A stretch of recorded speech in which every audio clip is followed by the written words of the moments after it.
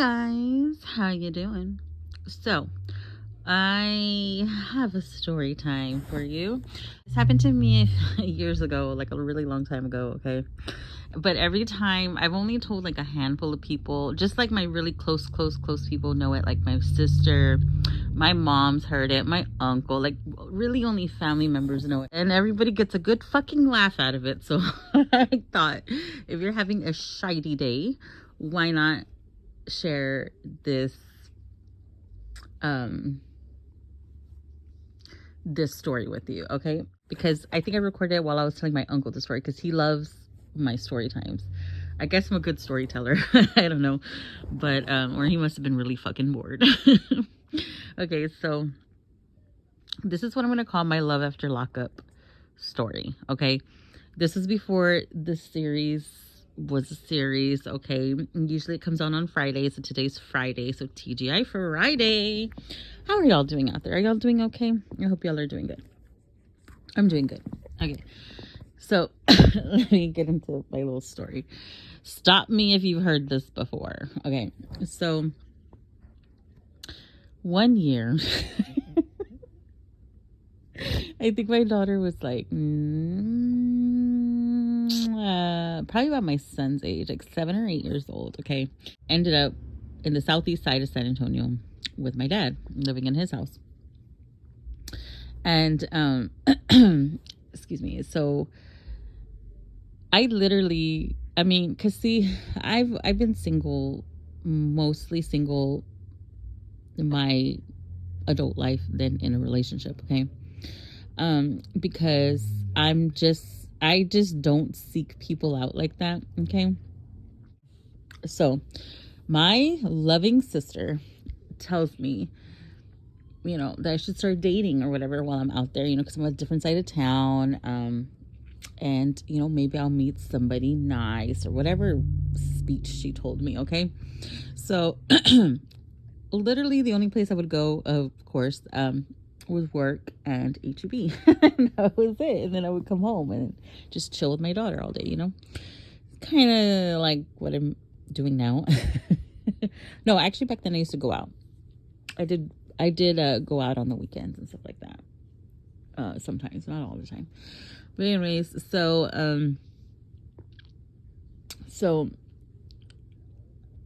here I go. I go to HEB, and usually I wear a leave me alone ring. Like I went and I was I started out like in the produce aisle. I'm like, can I help you? You know, because people love to come up to me at the store and ask me like for help, like if I work there. They've always done that to me, especially in the baking aisle. I don't know if it's because they know I look like I know what I'm doing or something. I don't know. They'll like ask me like, right, how long do you do and how long do you bake that? Like people just do that to me all the time. So I'm thinking this guy needs help or something, right? Okay, well, he looks at me and then we're like, oh, you know, we start talking or whatever. And normally I just like, and I will cut the conversation short and book it and fucking leave the aisle, like abandon ship. Like I will fucking leave because I just don't like talking to people I don't know. I've just always been like that. Even when I went out, when I used to go out, when I was single, and I used to go to the club, like everybody knew if some strange woman was groping on me, dancing near me, everybody knew to get him the fuck out of the way. I just don't like being approached by fucking strangers. I just don't like that. I don't roll like that. I just never liked it. I just don't like that. Like if you don't know my last name, don't fucking talk to me. Okay, that was my rule. If you don't know my last name, then don't talk to me. Okay. And I don't know why I was so uptight like that. I really don't know. I've just always been like that. More for my protection, you know. I'm not the type to be like, oh yeah, we're just gonna dance. Okay, one time I did that. One time I allowed somebody to dance on me, okay? And it was at the electric company, okay? The guy had a fucking boner going up my fucking back, okay? And I was like, whoa. And I'm like, do you see why I don't do this? Do you see why I don't do this? Oh my gosh, it was so much fun. That one time we went to despite the setbacks, Me and my friend Amber, me, my friend Amber, and Amanda, we just went just one day. We weren't even dressed. We didn't even put makeup on. We're just like, let's just fucking go. Right. So we just went and we had like the best time. We danced all night. Even Boner guy was cool. He was gay too. So that was kind of, that's kind of weird.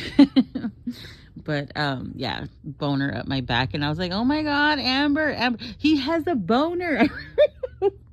In the middle of the dance floor, and I was like, because they were like, they're telling me to live a little, they're telling me to just lighten up, don't be such an ass with people, and there I go the one time. And so I instead of abandoning ship, I start talking to this guy, and he's like, oh, so where do you live? And then he's like, oh, hey, well, how about we go on a date? And this is like a Tuesday. So I'm like, where the fuck are we going to go on a Tuesday? But okay. I was like, sure. Cause we're turning over a new leaf now, right? We're doing new things now. We're going out with strangers, right? That's what everybody tells me to do. So I agreed to a date, and he's like, okay, I'm gonna pick you up at your house at this time. He gave me his number. I never called him because I was low key trying to get out of it. I was low-key just trying to get the fuck out of it. I was like, okay, he's not gonna come. I gave him my address, I think. And so I think he was supposed to come like at 8 o'clock or some shit like that. And I completely forget about it because, I'm a mother and my dad's there. I think I used to cook dinner for my dad. Yeah, because my dad would get out of work and I would make dinner for him. And, so I was a busy girl. So then the guy shows up. Now, mind you, we have a big ass dog. We had a pit bull. His name is Bruno, and he doesn't like anybody that's not family. Okay, so this guy crosses Bruno and goes to the door and knocks. He comes. I'm like, oh shit! So I like get ready like really quick because I was like, fuck, he's here. Like I think he was really gonna come. I was like, fuck, how do I get out? Think quick. How do I get out of this? Abort. But I was like, no. Let's not. Let's calm down. Let's chill. Let's center ourselves. And let's just go with the fucking flow. Dad's here. Dad's telling you get the hell out. He'll watch Brittany, So I'm like, okay. All right, just give me a minute. Let me get ready or whatever. And I didn't even like get ready. I just like, oh well, got ready. And so we go. And he was a nice guy. His name, he had the same name as my ex-husband, which I didn't really care for. But his name was Juan Carlos. Okay. So we get into his car, like we're driving, like, and I'm like, you know what? This isn't so bad. Like, you know what? I was like, I was just overreacting as per usual for no fucking reason. Okay. So I'm like, okay, cool. So we're having like cool conversation, right? We hear the sirens, and he gets pulled over. I'm like, okay, cool. Maybe he was speeding, right? I'll let him go, right? Right? What could go wrong? What could go wrong right now? And mind you, I just met this guy today. Okay, I'm stepping out of my element, leaving the house, going out on a fucking date because people say I need to go fucking meet people, right? Okay. He has a warrant. And he hands me, before he gets cuffed, he hands me his wallet and his keys. Because he didn't want the car to get repoed. Okay? So I was to call his mom. I was to call his mom and take the car to her. Because he was going to jail for a while, he said.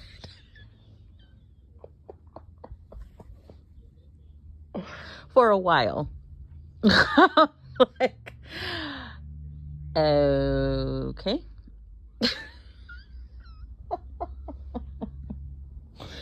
Okay.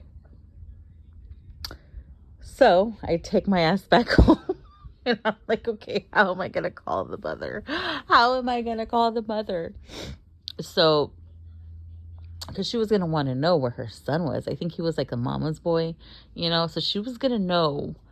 Oh, he lived with his mom. So she was going to notice that he wasn't home. or didn't come back, you know, and send an Amber Alert and fucking look for me, you know? So I had to somehow call this woman I've never met and let her know that her son is in jail and I have his card and his wallet. Yeah. So that's what I did. And she thanked me. She was very thankful or whatever. Okay, so it stayed like that. And I was like, well, you know, I tried. I tried, okay? I tried. I tried to live a little. It just didn't work out that way. It is what it is. That's one for the books. So about maybe like months later, I want to say, or he was already in prison, so however long that took, he writes me from prison, and we started writing each other like a lot, like every day. Like this, if he still has them, he probably has hundreds of letters from me. Like we had this like pen pal relationship. Okay. It was a friendship, wasn't anything crazy. I mean, yeah, of course he was saying it'd be nice, you know, if we were together like outside, but nothing like that happened. It was just a friendship. Okay. So things got kind of serious via pen pal. And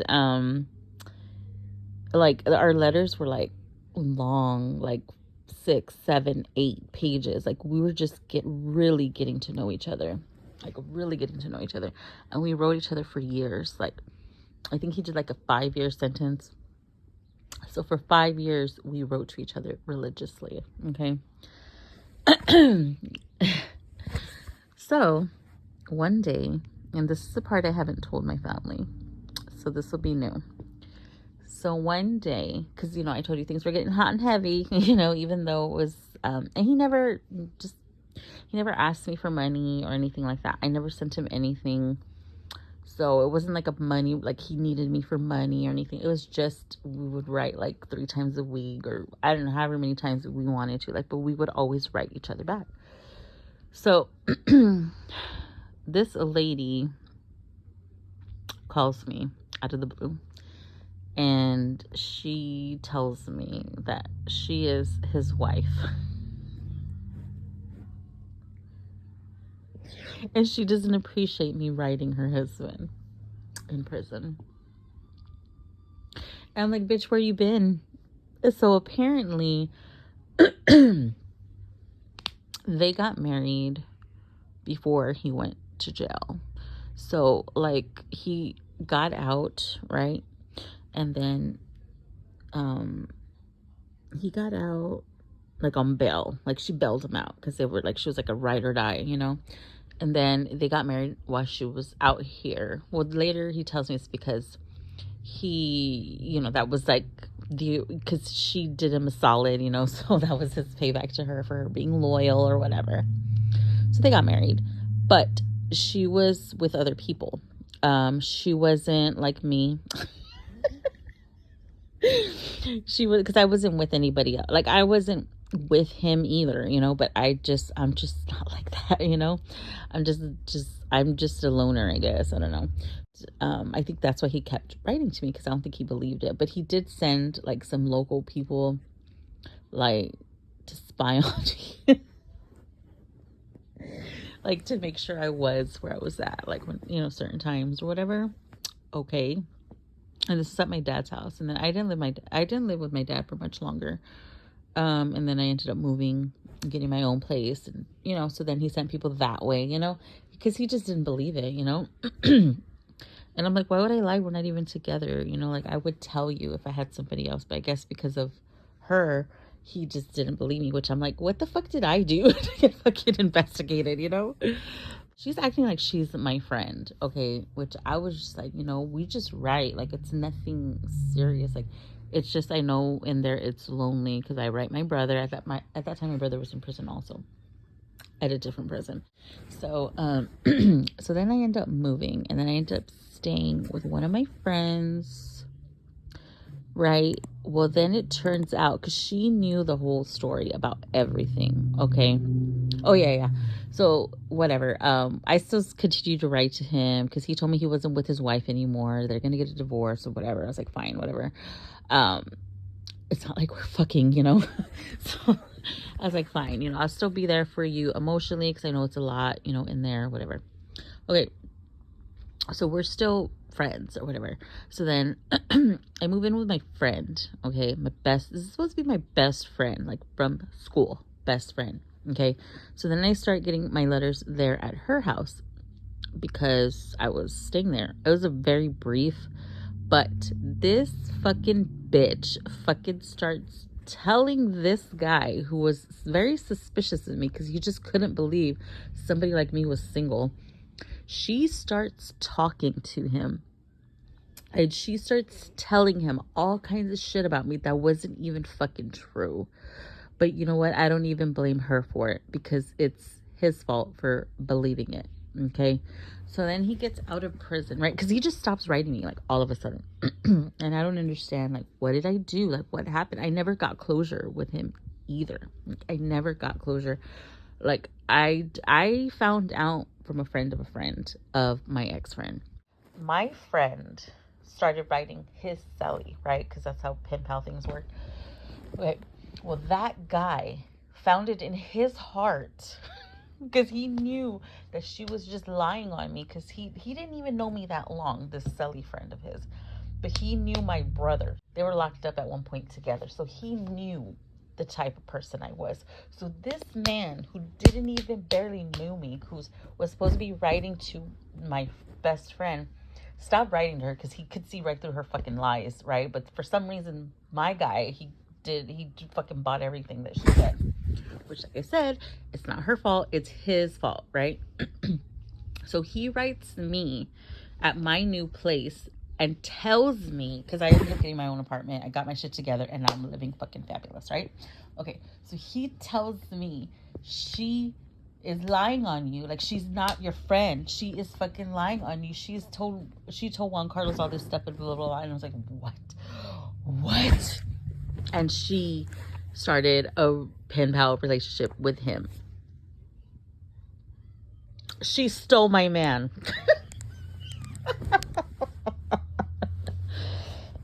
So I was like, you know what? It's his fault for listening. I don't care. It is what it is. It's been like 10,000 years. So yeah, that's how I lost my pen pal guy and my love after lockup guy. Because I guess she was sending him pictures, like catfish pictures, that wasn't even her because she was like a very large woman. That out, they did meet and he saw her and he was like,